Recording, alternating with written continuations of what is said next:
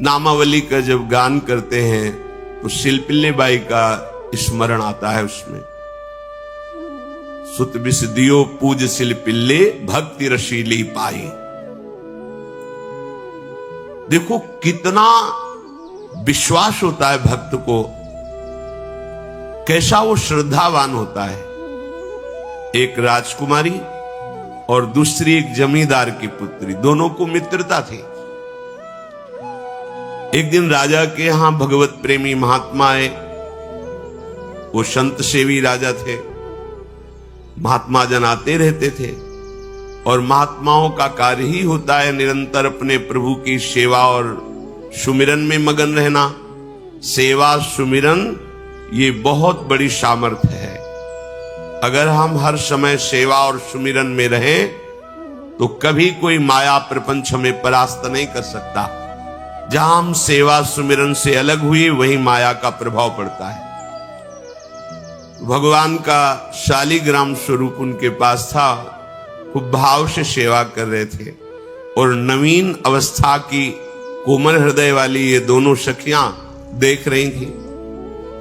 इनके मन में आया ऐसे हम भी ठाकुर सेवा करेंगे। देखने से सुनने से हमारे हृदय में प्रभाव पड़ता है। गंदी बातें देखेंगे, गंदी बातें सुनेंगे, उसी का चिंतन होगा, हृदय गंदे आचरणों की प्रेरणा वाला बन जाएगा। अगर हम भागवतिक बातें सुनेंगे, भागवतिक दर्शन करेंगे तो भागवतिक चिंतन होगा, हृदय भागवतिक प्रेरणा वाला बन जाएगा। कई दिन संत भगवान रुके, रोज सेवा कीर्तन कथा। सरल हृदया उन दोनों सखियों में बात आई कि चल करके संत भगवान से कहते हमको भी ठाकुर जी दीजिए। दोनों ने चरण पकड़कर प्रार्थना की, गुरुदेव हमारे हृदय में भी इच्छा हो रही कि हमें ठाकुर सेवा मिले। अब दोनों बच्चे ही थे। संत भगवान ने विचार किया सेवा पद्धति में बहुत सावधानी की आवश्यकता होती है। अभी ये बच्चे हैं, कहीं सेवा अपराध न बन जाए। जैसे आप ठाकुर सेवक हैं, अपने घर में सेवा विराजमान किए हुए हैं। अब जैसे आपको ठाकुर जी के दर्शन के लिए जाना है, जहां तक ठाकुर जी के दर्शन करने के लिए जाना है, हो सके तो पादुका न पहने, नंगे पैर दर्शन करने जाए। यदि आप में ऐसी सामर्थ्य नहीं है किसी कारण से, तो सीढ़ियों में पादुका नहीं पहनना चाहिए। जहां से मंदिर की सीढ़ियां हैं, पादुका उतार कर माथा रखकर सीढ़ी में फिर चढ़ना चाहिए। खड़ाओं या पादुका पहन करके श्री विग्रह के दर्शन करने के लिए जाने में फिर अपराध लगता है। अरे अपने मालिक के दर्शन करने जा रहे हैं, स्वामी के दर्शन करने जा रहे हैं, प्रभु के दर्शन करने जा रहे हैं, तो अपनी कुटिया से और मंदिर तक नंगे पैर जाना चाहिए। ये भावना रखनी चाहिए। भरत जी जा रहे हैं प्रभु के दर्शन करने के लिए, अयोध्या से पैदल ही चले थे, तो सुकुमार चरणारविंद तो बड़े बड़े फफोके छाले पड़ गए थे। वशिष्ठ जी ने देखा, सबने मिलकर भरत जी से कहा पालकी पे बैठ जाइए।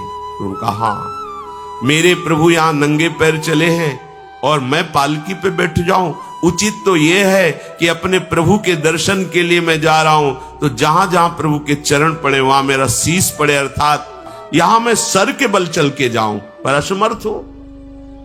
तो आप कह रहे हैं पैर में छाले पड़ गए, आप सवारी में बैठ जाइए। ऐसा नहीं हो सकता।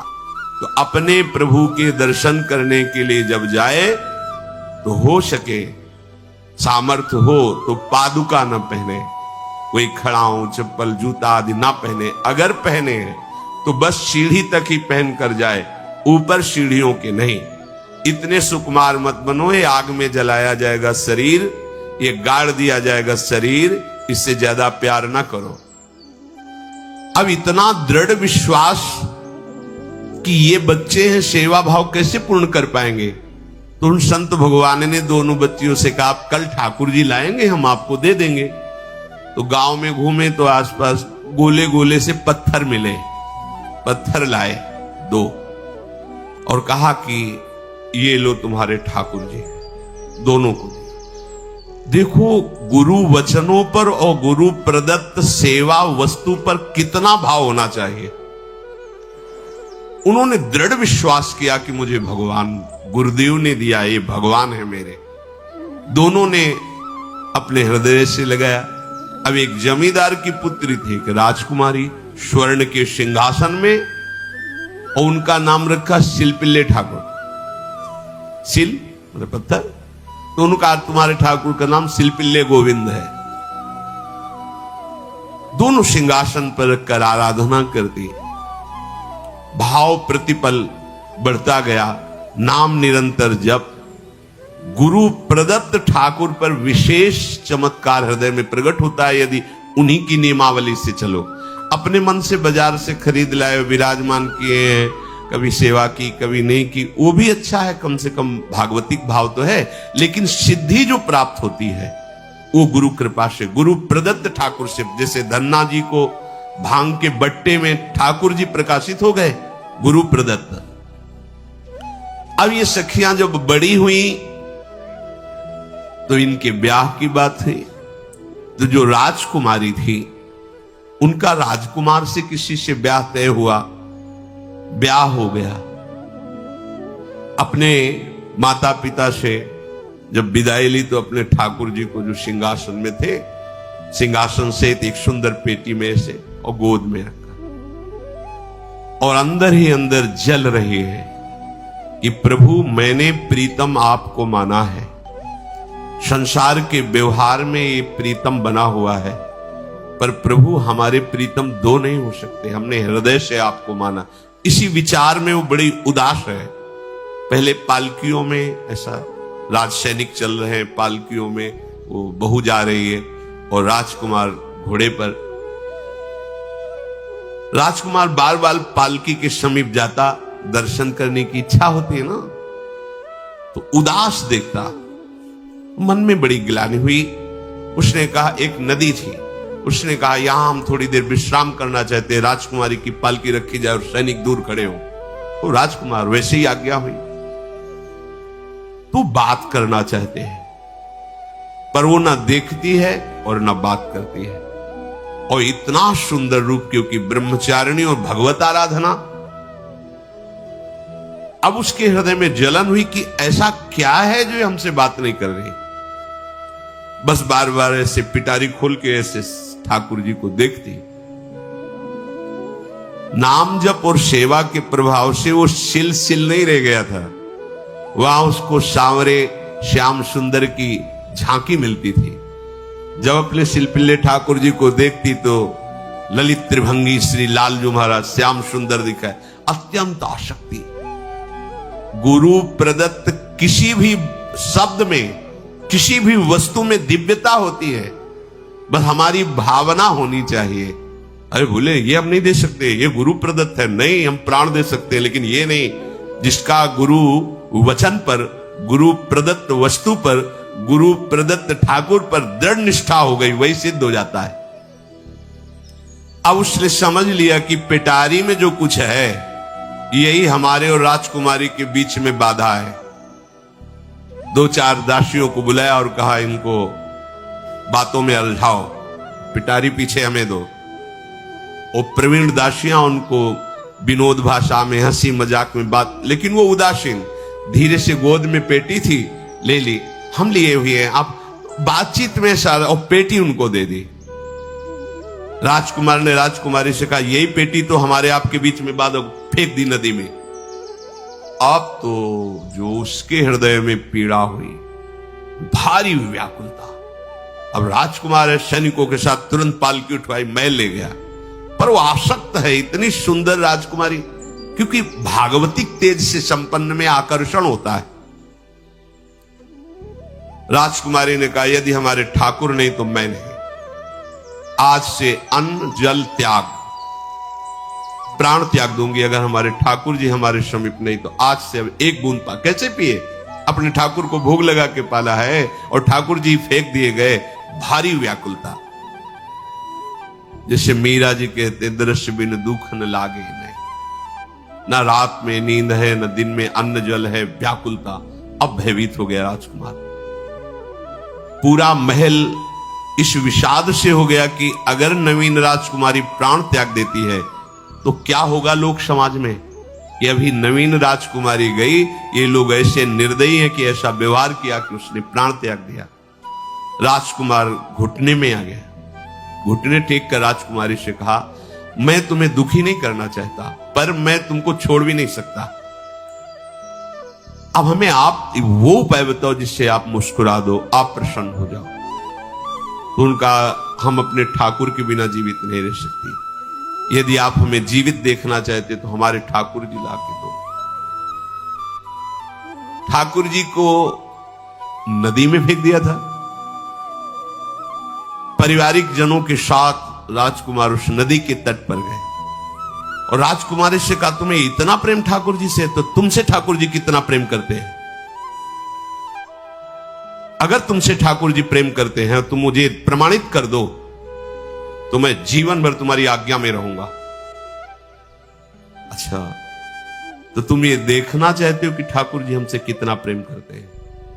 हाथ फैलाया और आर्त भाव से पुकारा कि गोविंद, अब आपके बिना मैंने जीवित नहीं रहा। अंदर से जीव ही प्रार्थना की तो जल से सिंहासन सहित शिल्पिल्ले भगवान जैसे कोई वायु के प्रवाह में आ रहा हो, ऐसे आए और छाती से चिपक गए। पूरा परिवार राजकुमार ये देख रहा था। हृदय से ठाकुर जीवन भर के लिए दासत्व स्वीकार कर लिया और कहा, जैसी आप आज्ञा करोगे। जैसे मीरा जी, जब राणा जी से ब्याह हुआ तो प्रथम मिलन की रात में मीरा जी ने कहा, सावधान, तुम हमारे पति नहीं हो, मेरा सुहाग गिरधर से है, श्याम सुंदर ही मेरे पति हैं। व्यवहार में तुम पति बने हो, यदि हमारी बात समझ पा रहे हो तो जीवन में कभी हमारा स्पर्श मत करना। ये जीवन केवल गिरधर के लिए, दूसरे के लिए नहीं। उतर गए शैया से और जैसे सेवक होता है, बोले, अहो भाग्य, मुझे ये सौभाग्य मिला कि इतनी महाभाग्यवती की सेवा करने का। एकांत में मैं सदैव तुम्हारे शिष्य की तरह बर्ताव करूंगा, पर समाज में तुम्हें बहू की तरह बर्ताव करना होगा, नहीं तो लोग जीने नहीं देंगे।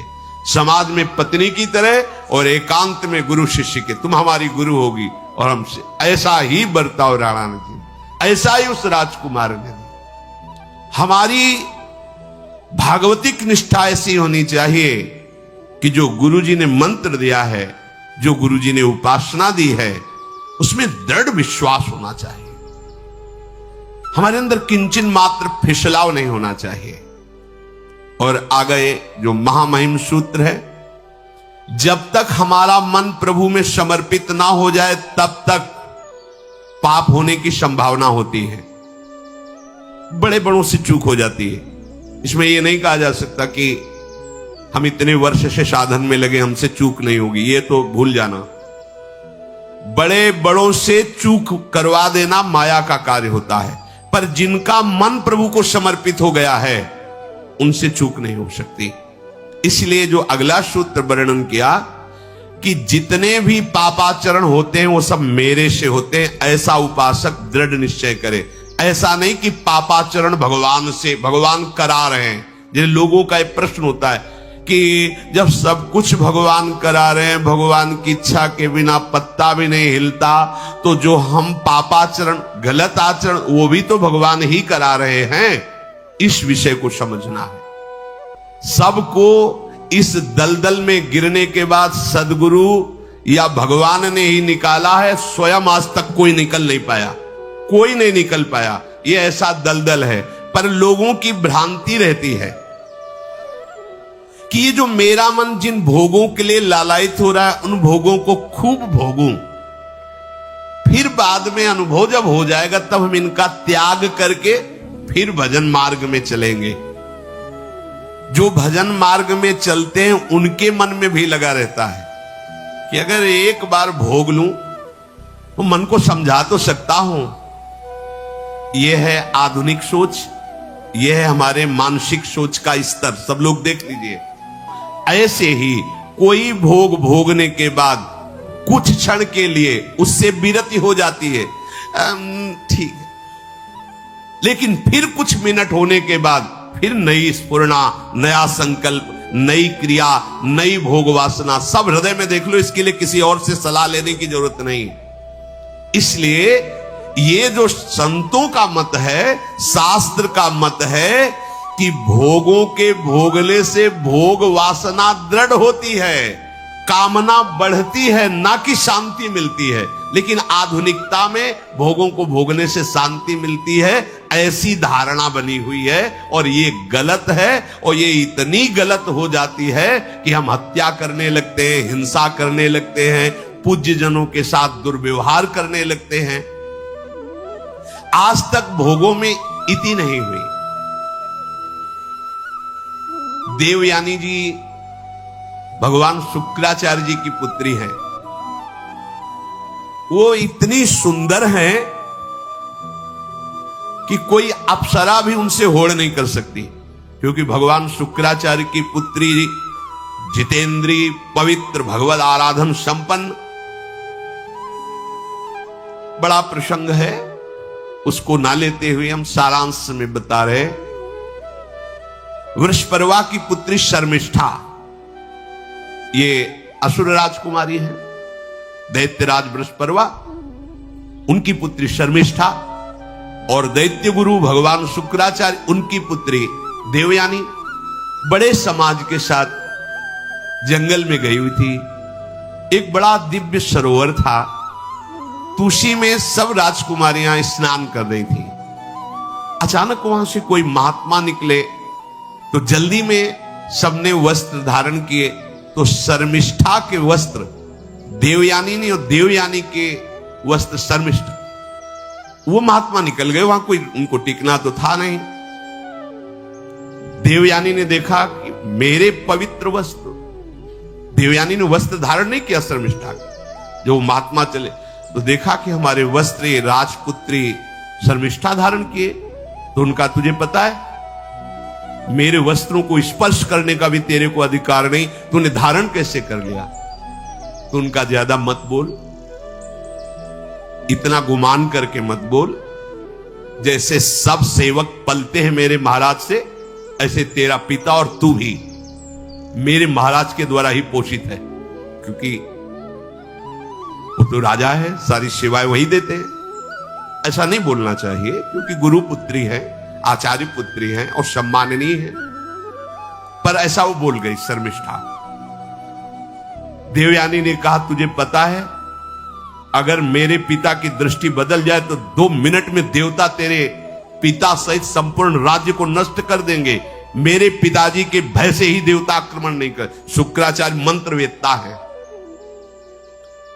ज्यादा बात बढ़ गई तो राजकुमारी का शासन चलता है। उसने कहा, इस गुरुपुत्री को उठाकर कुएं में डाल दिया जाए। और उस समय वस्त्र धारण नहीं की हुई थी, उनको उसी स्थिति में डाल दिया गया और वो चली गई। उसी समय शिकार खेलने के लिए महाराज ययाति, चक्रवर्ती सम्राट, तो आवाज सुनी। सैनिकों ने बताया कि कोई देवपुत्री है, दिव्य तेज प्रकाशित हो रहा है उनके शरीर से, और दूर से देखा है ऐसा लग रहा है कि शायद वो वस्त्रहीन भी है। उन्होंने कहा, तुम लोग दूर जाओ।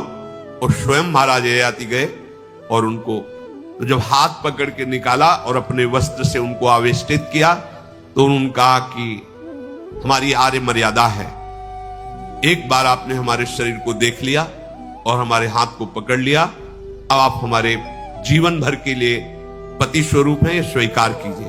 तो उन्होंने कहा कि देवपुत्री, मैं तो आपका परिचय भी नहीं जानता हूं, आप कौन हैं? तो उन्होंने कहा, भगवान शुक्राचार्य की पुत्री देवयानी। घुटने पे हो गए तत्काल। उन्होंने कहा, इतने बड़े महापुरुष की पुत्री के साथ मैं ब्याह कर सकूं, मेरी सामर्थ्य नहीं, क्योंकि मैं क्षत्रिय कुल में प्रकट हुआ राज परिवार से हूं, और वो तो देवताओं के द्वारा भी वंदनीय है शुक्राचार्य जी। तो उनका, आप निश्चिंत रहो, ये विषय मैं संभालूंगी, पर आप मेरे पति हैं, ये स्वीकार कीजिए। बोले यदि शुक्राचार्य जी इस पर राजी हैं तो हम ये बात स्वीकार करते हैं। शुक्राचार्य जी विलंब होने के कारण व्याकुल ही थे। देवयानी जी ययाति जी को लेके गई, बड़ा प्रसंग है, पर उन्होंने कहा जब आप राजी हैं तो हम राजी हैं। शुक्राचार्य जी राजी हुए और वृषपर्वा को सूचना दिया कि मैं तुम्हारे राज्य को त्याग कर जा रहा हूं। वो तो तत्काल आकर चरणों में गिरे, महाराज आपके बिना मेरा अस्तित्व क्या है, आप कैसे राजी हो सकते हो। बोले मेरी पुत्री को दिगंबर करके कुएं में डाल दिया गया, मैं इस अपराध से बिल्कुल तुम्हें माफ नहीं कर सकता। बोले कोई उपाय? तो बोले देवयानी बोले, तो देवयानी ने कहा तुम्हारी पुत्री हमारी दासी होकर चले तो मैं तुम्हें क्षमा कर दूंगी। बोले बिल्कुल ठीक, तथास्तु।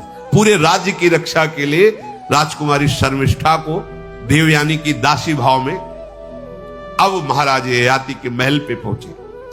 देवयानी ने कहा कि ये जो दासी भाव में आई हुई हैं ये सर्वांग सुंदरी हैं और आपका कभी मन उधर चलना भी नहीं चाहिए, अगर चलेगा तो आप हमारे दंड के पात्र बन जाएंगे। स्वीकार कर लिया और बहुत दूर उनके लिए महल का निर्माण करवाया और वो सेवा में आती है।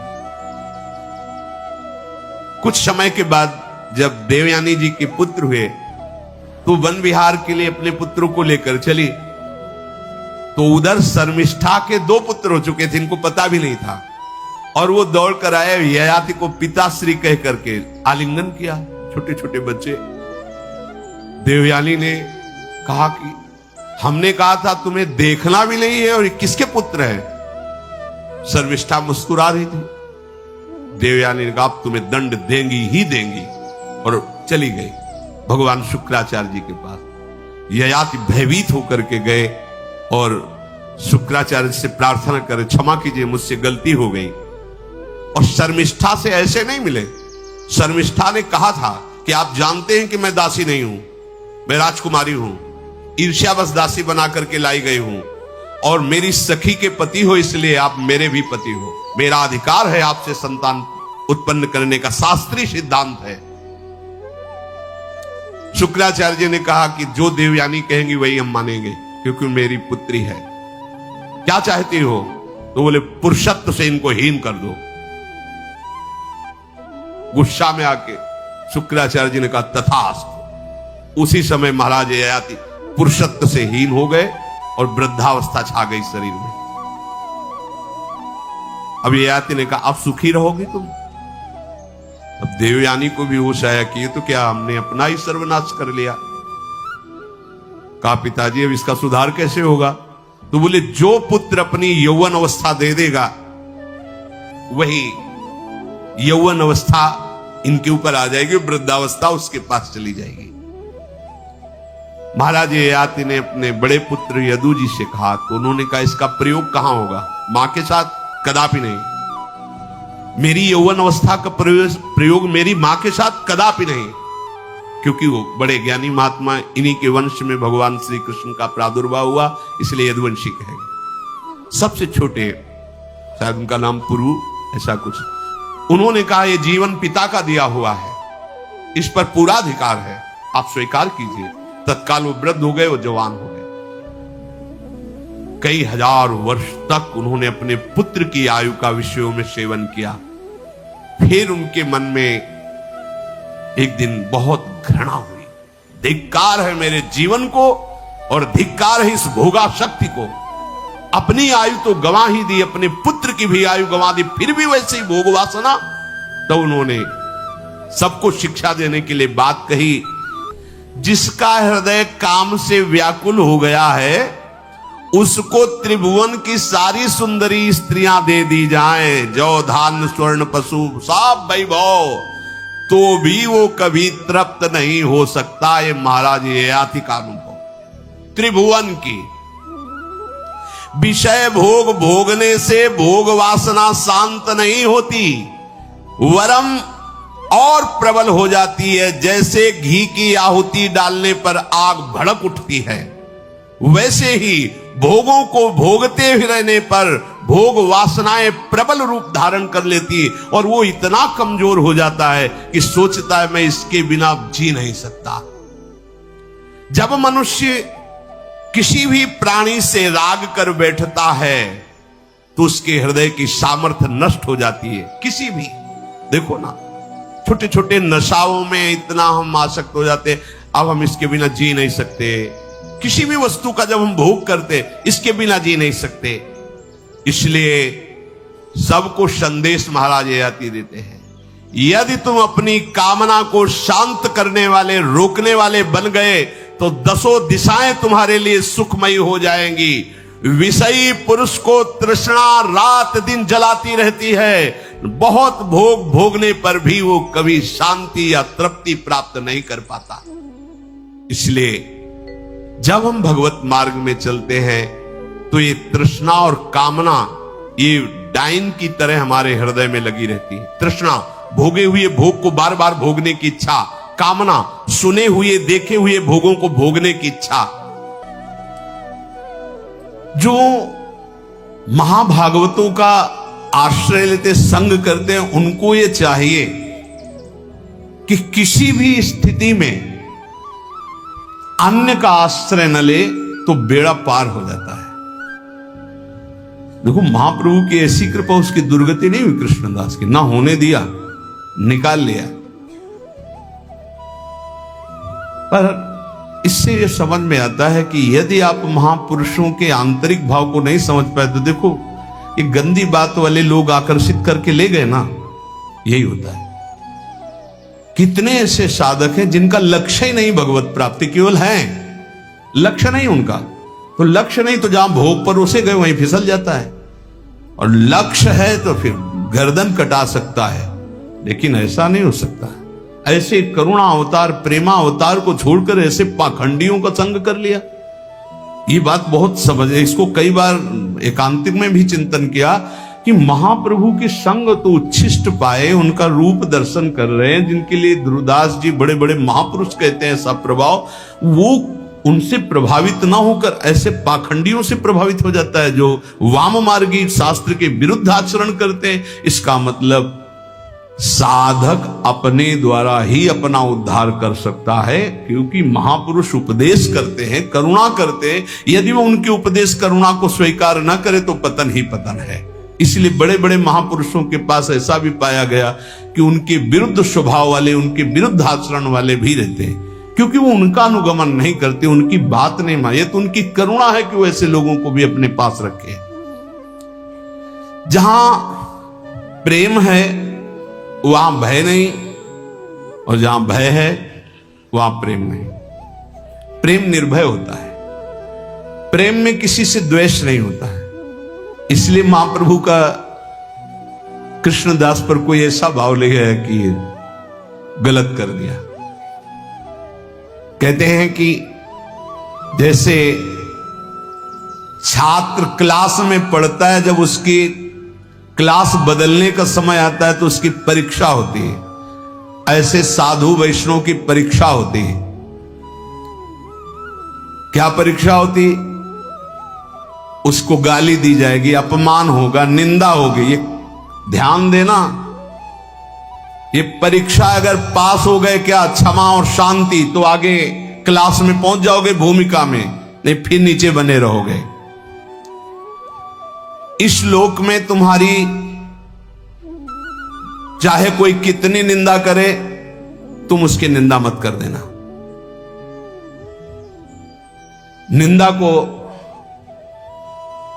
सहन करना। निंदा दो प्रकार की होती है, एक अपवाद और एक प्रवाद। महाप्रभु चैतन्य देव ने, अगर बुरा काम तुमने किया और फिर उसकी निंदा हो रही है तो ठीक हो रही है, तुम्हें बचना चाहिए, उसमें भी तुम्हें नाराज होने की जरूरत नहीं। और अगर तुमने बुरा काम नहीं किया और तुम्हारी निंदा हो रही तो बहुत ठीक हो रहा है, तुम्हारा भारी प्रारब्ध जो शरीर में दंड मिलने वाला था वो निंदा के द्वारा काटा जा रहा है। भगवान की विशेष कृपा है। दोनों स्थिति में, प्रवाद और अप्रवाद में भी तुम्हें किसी तरह क्रोध नहीं करना है। बहुत बड़े महापुरुष चरणदास जी महाराज, ये बड़ी बढ़िया बात है, निंदा करने वाले भारी पापों का नाश कर देते। बात मान लो, पर जब निंदा होती है तो ऐसे लगता है जैसे दिया सलाई पेट्रोल डाल के लगा दी गई छाती। और उसके प्रति यही आएगा कि अगर तप होता तो राखी करके और दिखा देते लोगों को।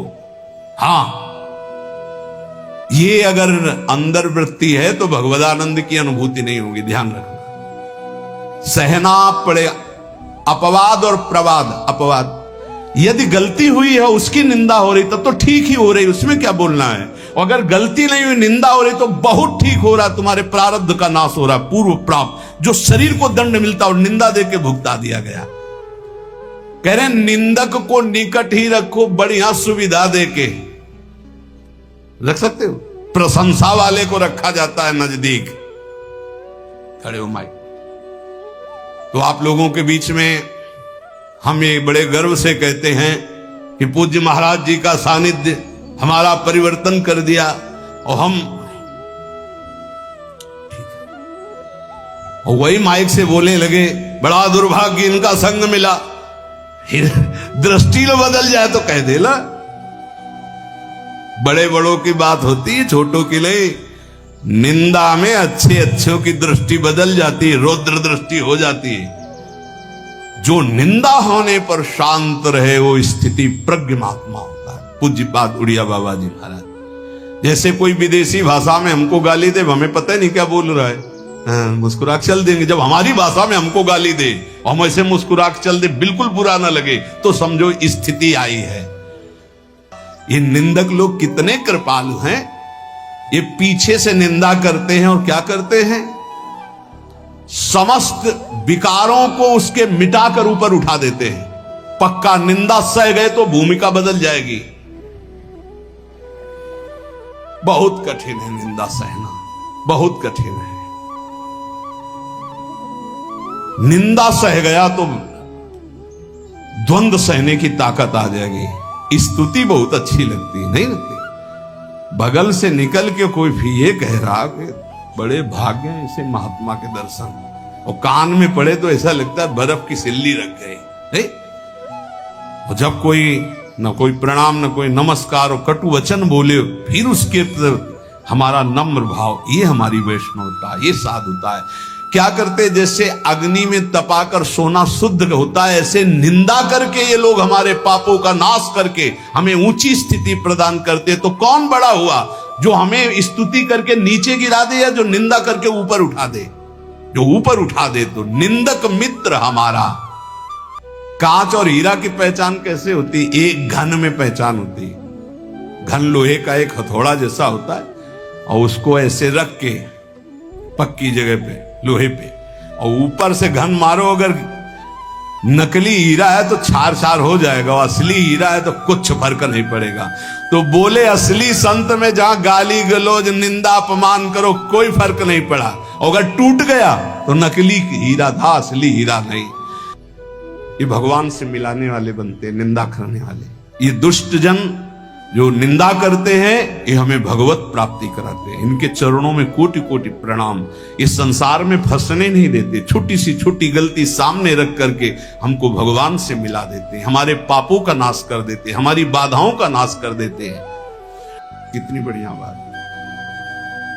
बड़ी बड़ी साधनाओं से पाप नष्ट करने का प्रयास किया जाता है, लेकिन निंदक, हम कुछ प्रयास भी नहीं कर रहे, हमारे सारे पाप नष्ट कर रहा है निंदा करके। कितना प्यारा मित्र है।